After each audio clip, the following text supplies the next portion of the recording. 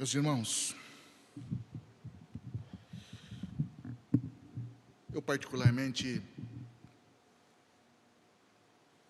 tenho ouvido, e qual de nós, não temos ouvido tantas coisas más, ruins que vêm acontecendo? Igreja abrindo, igreja fechando, tira a botina, coloca a botina, a gente não sabe mais o que faz. Mas eu, com a minha esposa, esses dias a gente decidiu que a gente vai começar a falar daquilo que Jesus pode fazer. Porque em alguns momentos da nossa vida, talvez a gente se esqueça que Jesus ressuscitou, Ele vive. E tudo aquilo que Ele fez em terra, Ele ainda continua fazendo. Continua fazendo pelos seus, continua fazendo por aqueles que Ele ama. Como nós lemos aqui, Ele ainda é o nosso advogado, Ele ainda é o nosso médico. E eu queria tratar um assunto importante, principalmente na vida daqueles que são seus, que é o assunto alegria. E para isso eu quero utilizar o texto de João, capítulo 2, quando Jesus estava iniciando o seu ministério. Nós vamos falar sobre o milagre da transformação da água em vinho, e nós leremos João capítulo 2, do versículo 1 ao versículo 11.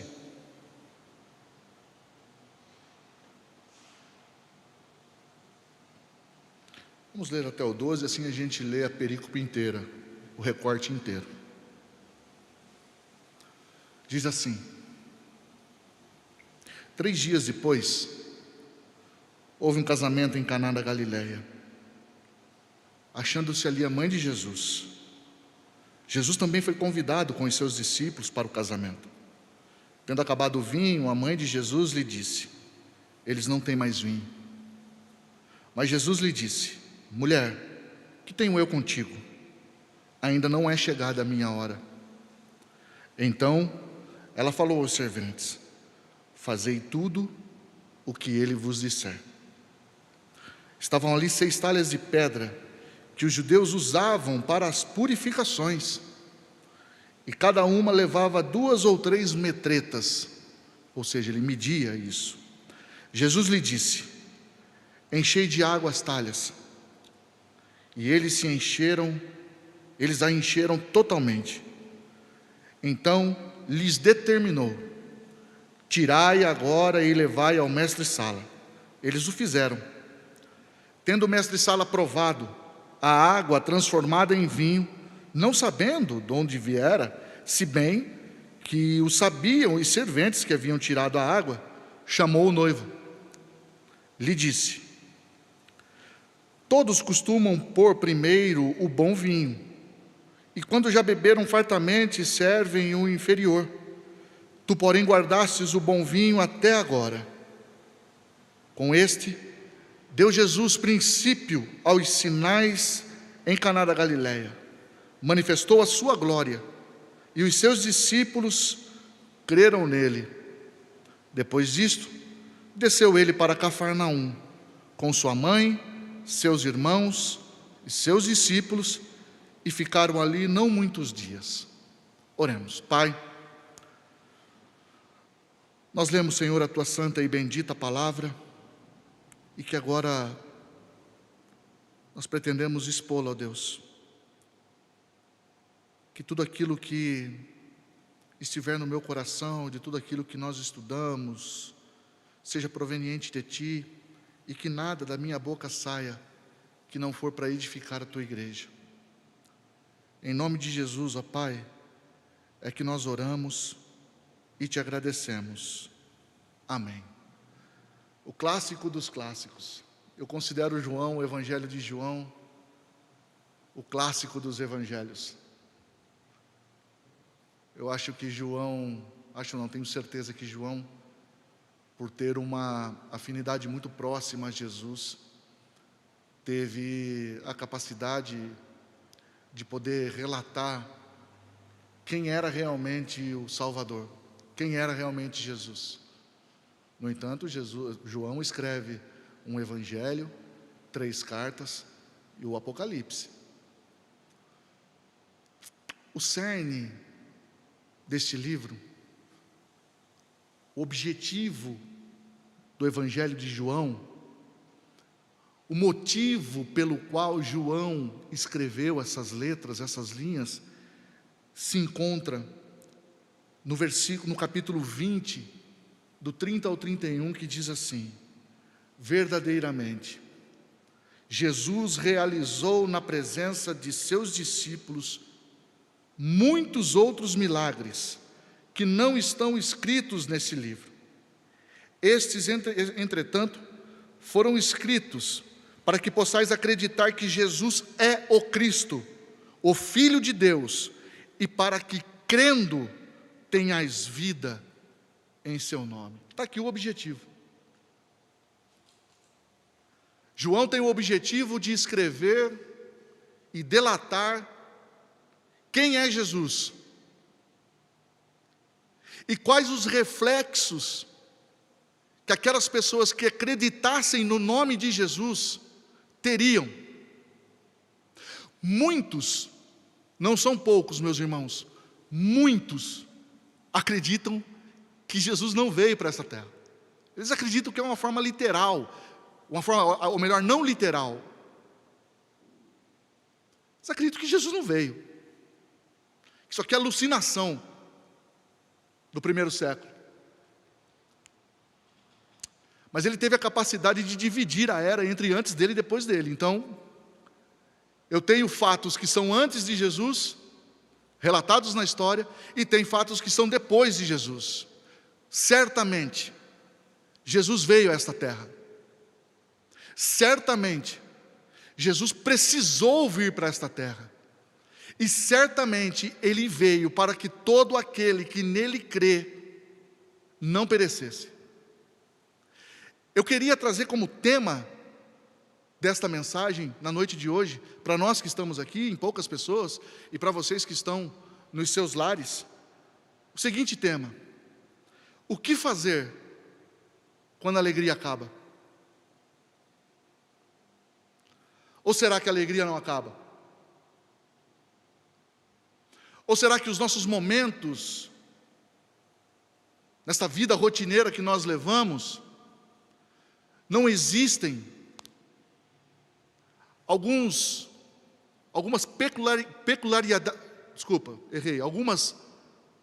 ocasiões, melhor assim, que nos deixam tristes? Às vezes a gente até projetou levar uma vida branda, tranquila, de não procurar muitos problemas, mas uma hora ou outra, alguma coisa acontece na nossa vida e a tristeza nos agarra.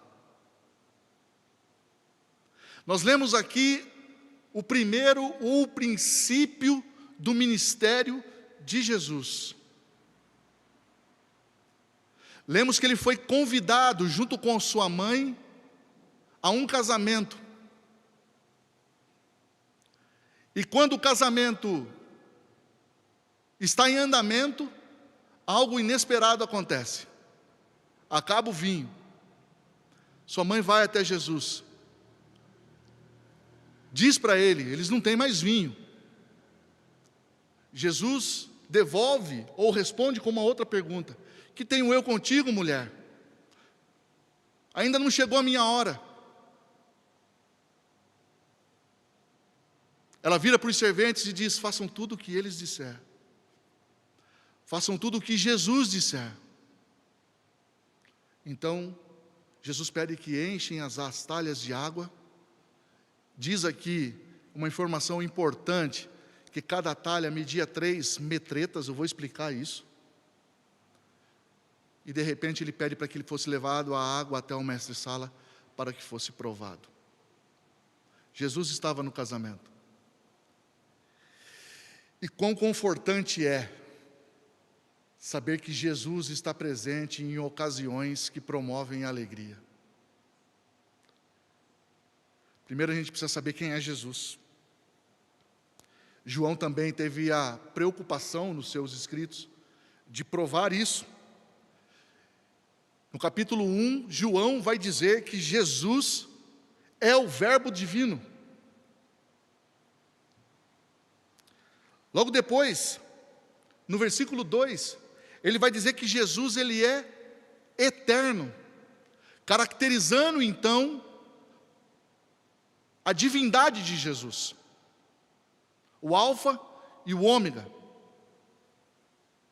Jesus ele é o criador de todas as coisas, como podemos ver no versículo 3 do capítulo 1 de João.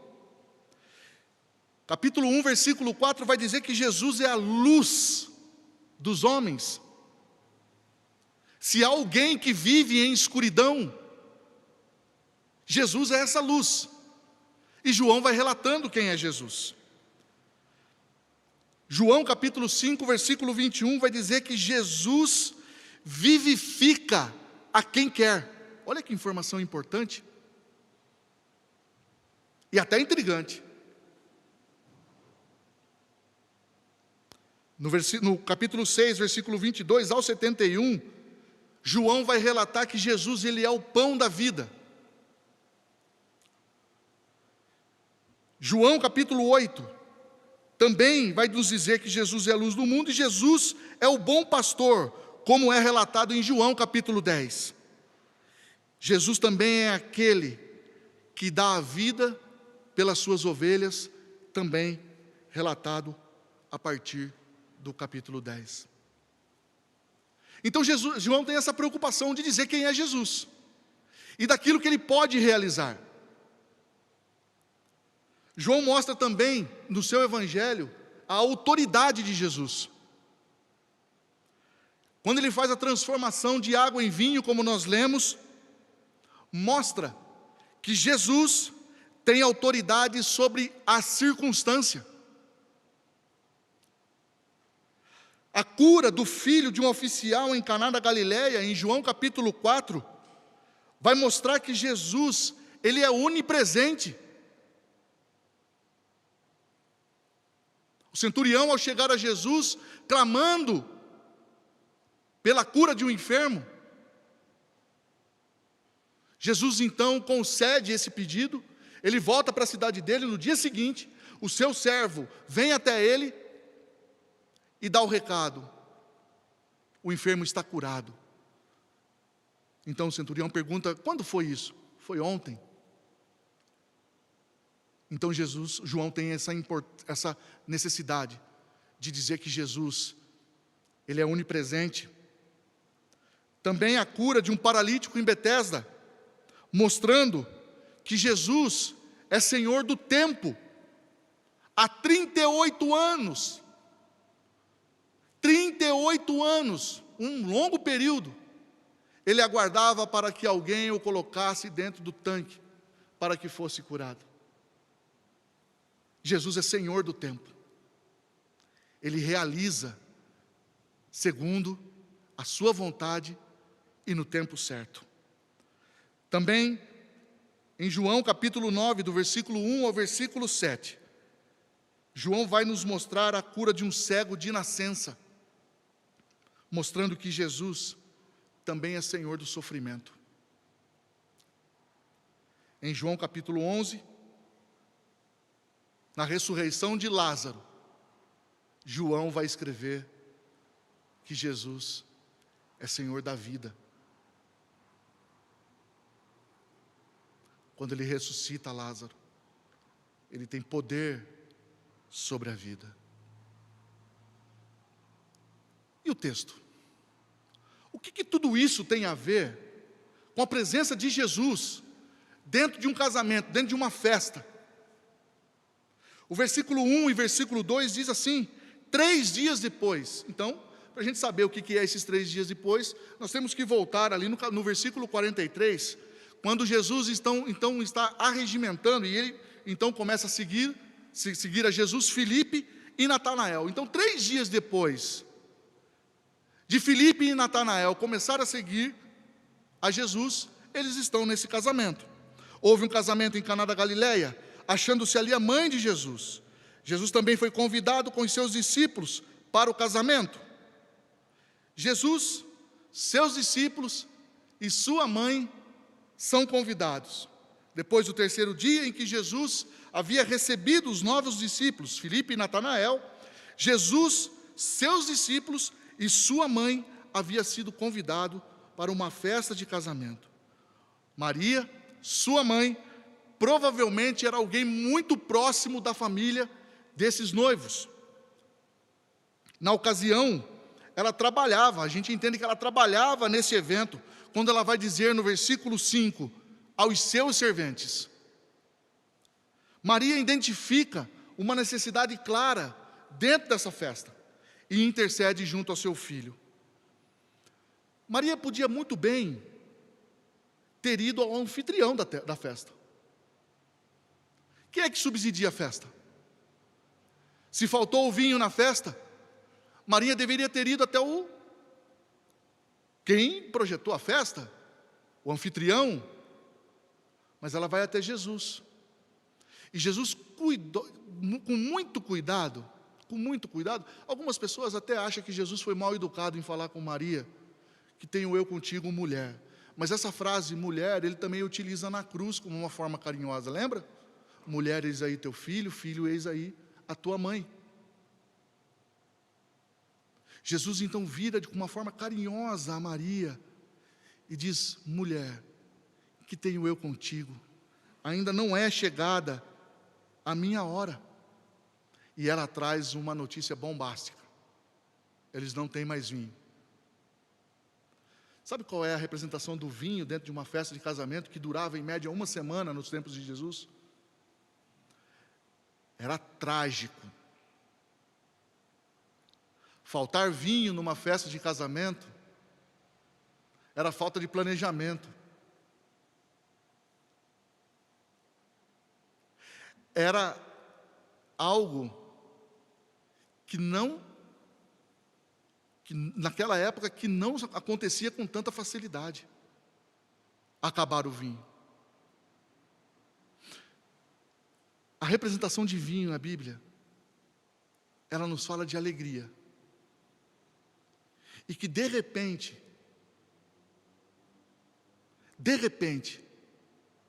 o vinho acaba. De repente, a alegria acaba.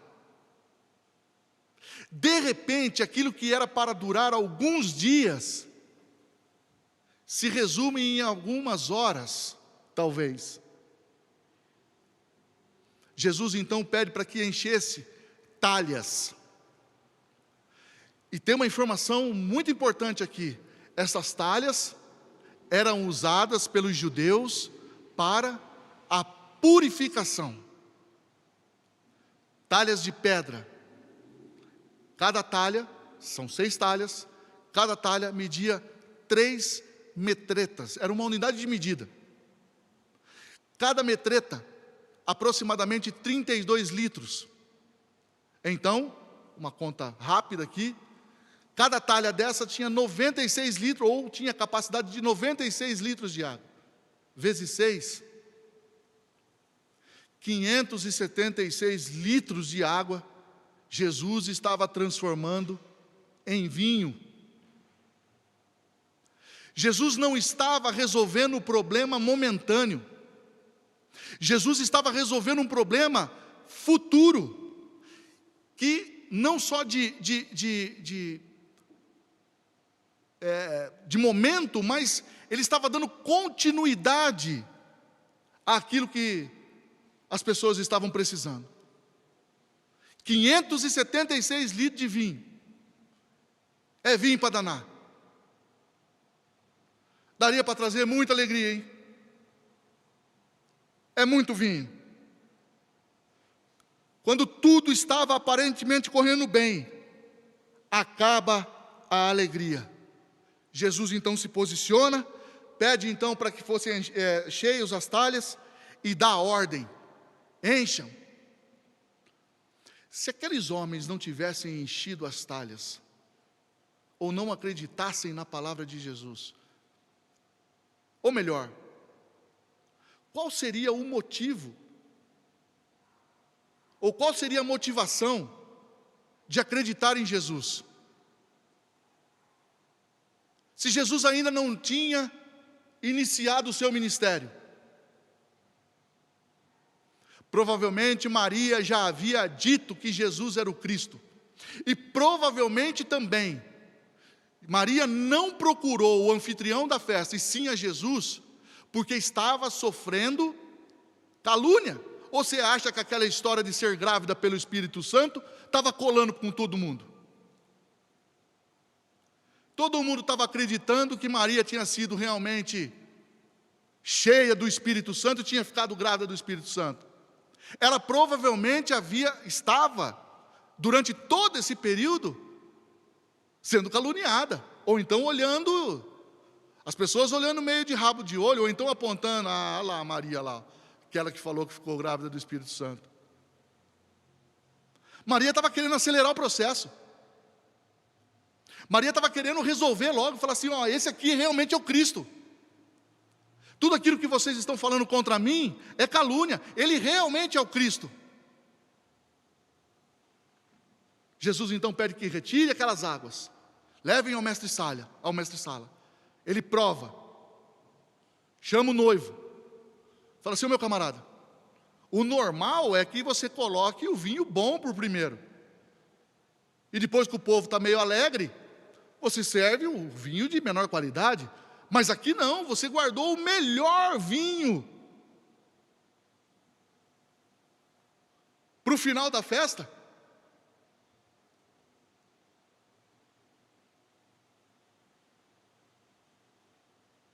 Que coisa maravilhosa, irmãos, saber que Jesus, o nosso Salvador, pode e deve estar presente nas nossas festas, na nossa vida, e que quando um imprevisto vem de encontro à nossa alegria e derrama a nossa alegria ao chão, nós podemos ter a esperança a quem recorrer. Porque existem situações que nós não sabemos com quem conversar. É ou não é verdade? Existem problemas que acontecem na nossa vida que parece que não tem solução. Não adianta vir conversar com o pastor, não adianta vir conversar com o conselho, não adianta vir se aconselhar com o diácono, não adianta vir conversar com os irmãos, não adianta se recorrer ao banco, não tem solução. Mas nós temos uma esperança viva, e essa esperança, ela mora dentro de nós, porque nós somos templo dessa esperança, desse Deus vivo, no qual a gente pode recorrer a todo instante e a qualquer momento. Nós vamos tirar algumas lições desse texto. A primeira lição que eu queria dizer para os irmãos é que a presença de Jesus não nos garante que falte alegria em nosso viver. Somos crentes, somos fiéis a Deus, cultuamos ao Senhor todas as semanas, lemos as Sagradas Escrituras, e mesmo assim, acontecem problemas nas nossas vidas. A presença de Jesus não garantiu que não faltasse alegria dentro daquele casamento, mas a presença de Jesus deu a esperança em alguns corações que Jesus poderia resolver aquele problema. O segundo ponto que é importante a gente entender quando a alegria acaba é tentar identificar o problema. Maria fez isso. Acabou o vinho. Os problemas que nós temos dentro dos nossos lares e na nossa vida, eles devem ser identificados. E nós temos problema com isso, irmãos. Às vezes a gente não sabe discernir onde está o problema. Não conseguimos diagnosticar o problema dentro da nossa própria casa. Às vezes nós perdemos uma dracma perdida dentro da nossa própria casa. A gente perde o que tem de valor dentro da nossa própria casa. porque ela está desorganizada. E para arrumar, e para encontrar, precisa arrumar a casa. Precisamos diagnosticar. Precisamos saber o que é que está faltando de alegria dentro do nosso viver. O que é que está faltando? Quais são os problemas?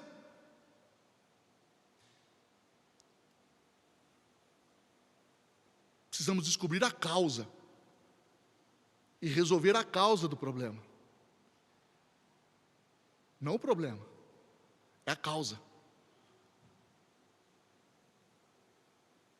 Talvez o vinho tenha faltado dentro do seu lar, dentro do seu viver. Talvez o vinho, meus irmãos, seja um problema financeiro. Talvez o vinho que acabou dentro da sua casa seja um casamento com uma separação, um divórcio doloroso. Talvez o vinho que tenha faltado dentro da sua casa seja uma enfermidade que chegou de repente, sem mandar aviso, sem tocar a campainha, sem mandar um telegrama sequer. A enfermidade vem diante de um simples exame e o vinho acaba, a alegria acaba, a sentença está dada e a alegria se vai. Talvez o vinho seja necessário, talvez o diagnóstico desse problema seja necessário alguns momentos de reflexão e de poder entender se Jesus está dentro desse lar, dentro dessa festa, dentro dessa casa, para que você possa buscar recurso nele. Leve o teu problema, depois que ele estiver diagnosticado, a Jesus. É Ele que vai resolver o teu problema. É Ele que vai tornar a ter novas alegrias. Leve a Jesus. A identificação da causa do problema é necessária para que Jesus possa transformar aquilo que é tristeza e dor em alegria. Mas primeiro precisa descobrir o que é. Porque, irmãos, o problema ele não aparece, ele não é algo que ele é perceptível às vezes. Às vezes a gente tem problemas por trás, outros problemas por trás da causa real, da causa nominal.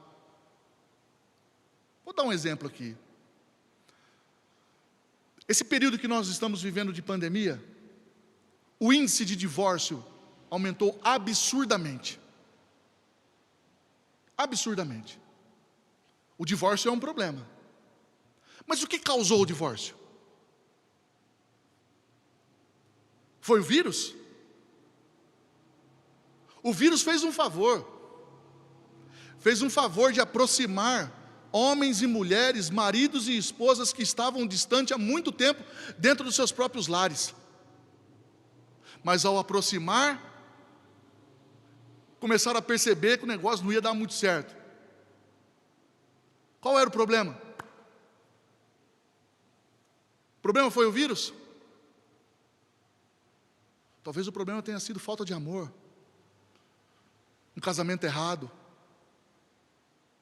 Talvez o problema do divórcio seja a falta de carinho que durante tanto tempo não existiu dentro dos lares.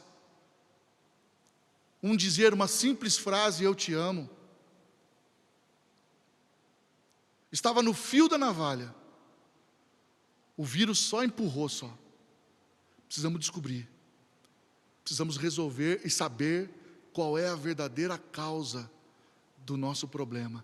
Aquele vinho acabou por falta de entendimento da festa. Não planejaram certo. O problema não foi o vinho, foi a falta de planejamento. Precisamos diagnosticar aquilo que tem tirado as nossas alegrias, meus irmãos. Com Jesus, o melhor sempre vem depois. A alegria melhor que nós podemos contemplar é a que Jesus faz após a manifestação do seu milagre, da sua ação. Jesus, no primeiro momento, ele recusou não agir, falou em não agir. Mas depois de um certo tempo, ele disse: encha as talhas. E aí vem uma questão importante. Jesus, ele resolve os problemas no tempo certo. Não é no tempo que a gente quer. É no tempo certo. Meus irmãos, o que é que tem tirado a nossa alegria? Jesus está dentro desse casamento aí? A gente consegue procurar ou encontrar Jesus dentro dos nossos problemas?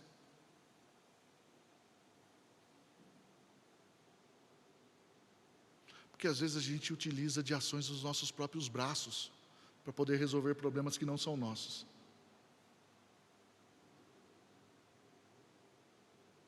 A gente tem que aprender a depender do Senhor. Como você tem tratado a falta de alegria? Se é que vocês têm. Eu de vez em quando fico down, para baixo. É porque eu não creio em Jesus? Não. Porque isso é da nossa... faz parte do pecado em nós, da nossa fragilidade humana. Não é errado ficar triste, não estou dizendo isso. A gente fica triste. O problema é como nós resolvemos essa tristeza. Eu já contei um caso aqui diversas vezes a respeito da alegria de quem está com o Senhor, ou de estar firmemente crente em Jesus. Jesus Ele nos traz a paz que excede todo entendimento. E nós não podemos nos esquecer, jamais, que dentro de uma circunstância em que nós somos acometidos repentinamente por um problema, nós devemos lembrar que Jesus é o Senhor das circunstâncias. Ele controla todas as circunstâncias. Devemos nos lembrar que Jesus é onisciente, onipresente e onipotente para intervir em nossas causas. Devemos nos lembrar que Jesus é Senhor do tempo, que independente desse problema que você tem com você, se é que você tem, me desculpe o termo, se é que nós temos esse problema, independente do tempo que isso está te afligindo, Jesus pode hoje resolver esse problema, como pode amanhã. Meu sogro orou 20 anos pela conversão da sua mãe, 20 anos, e às vezes 2 minutos de oração, na presença do Senhor, de quem pode resolver os nossos problemas, 2 minutinhos, a gente se cansa. Às vezes no nosso coração a gente pensa assim, como o Senhor já sabe de tudo, certo? Vou fazer uma oraçãozinha aqui e vou dizer para Ele que as coisas estão difíceis, mas Ele já sabe de todo o contexto. A oração é o momento em que você se relaciona com o Salvador. É o momento que você conversa, que você escuta, que você conversa com Ele. É o momento que Ele está ali para te colocar no colo. É o momento que Ele está ali para pegar na sua mão. Quantas vezes eu em circunstâncias difíceis, minha esposa em circunstâncias difíceis, após orar, 40 minutos, 1 hora, levanta da oração revigorada, reenergizada, motivada. O poder da oração, é o poder da busca, é a necessidade de nós levarmos a quem pode realmente resolver o nosso problema. Estar com Jesus, meus irmãos, é estar alegre no Espírito Santo de Deus. Olha o que Romanos 14:17 vai dizer: pois o reino de Deus não é comida, nem bebida, mas justiça, paz, alegria no Espírito Santo. No Espírito Santo. Que Jesus possa atender o nosso clamor.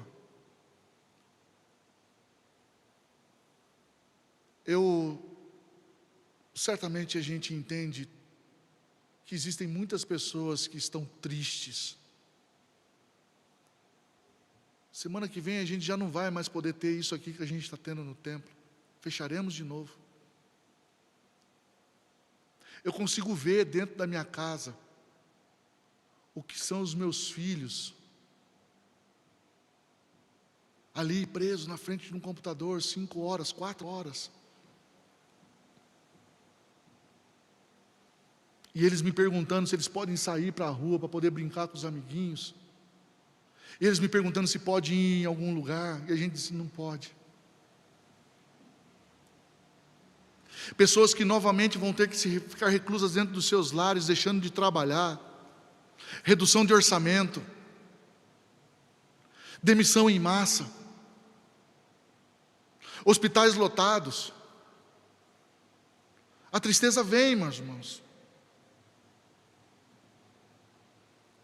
120% de lotação dentro de um hospital.